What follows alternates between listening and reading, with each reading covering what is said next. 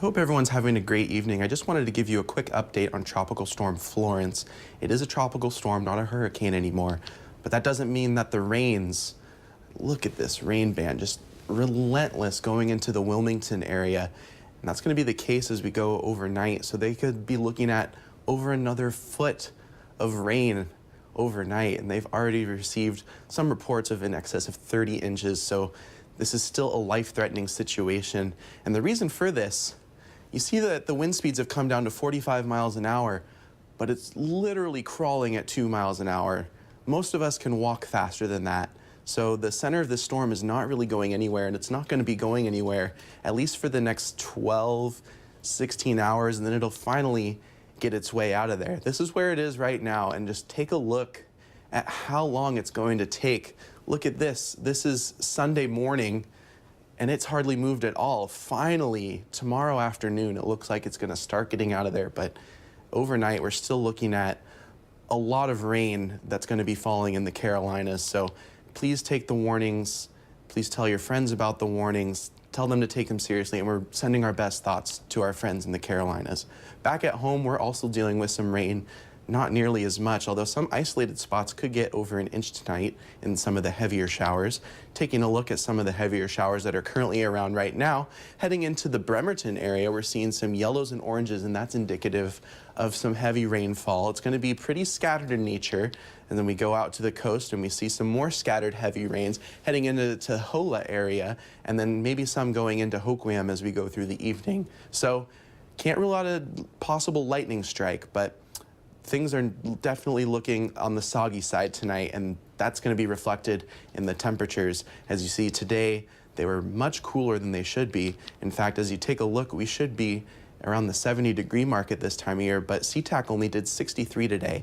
So definitely cooler. Some of us are getting a little bit tired of this, but I, for one, I enjoy this nice cool weather after the hot, smoky summer that we've had, and it is really good for those wildfires.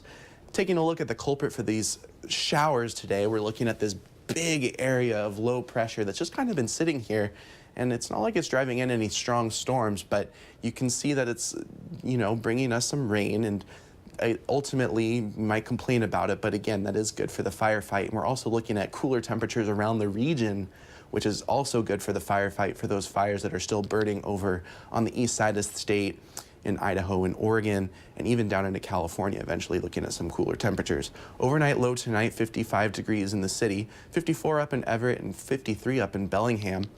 Taking a look at the highs tomorrow, looking at somewhere in the mid-60s, 65, right in the mid-60s for Seattle. And then as you head up into the elevations, higher elevations, you're going to be seeing temperatures in the low to maybe mid-60s, excuse me. Into the North Sound, we're looking at temperatures 55 degrees in Victoria, so if you're on the water, it could be pretty chilly tomorrow. And then as you move your way inland, somewhere in the low 60s to maybe mid-60s. Out along the coast, yeah, you're going to be socked in with the clouds and pretty much all day, and looking at temperatures in the upper 50s to low 60s for you too. And then as you move inland, maybe a chance at the mid-60s, but doesn't really matter. We're going to be on the cool side of normal, even in eastern Washington. Look at this, 62 up in Omak, 67 in Moses Lake, 63 in Richland.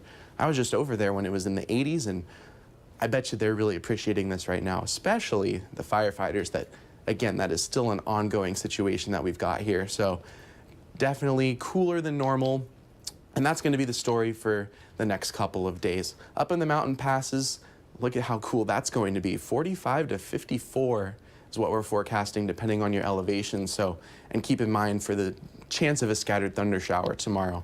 Looking at the rest of the week as we take a look at the full 7 days here, Monday through Wednesday actually looking fairly nice, although still a bit cooler than normal. We do have a chance to crack 70 degrees. Thursday and Friday, another system comes in, and then as we go into next weekend, things actually are looking fairly good. Maybe a chance at the 70s.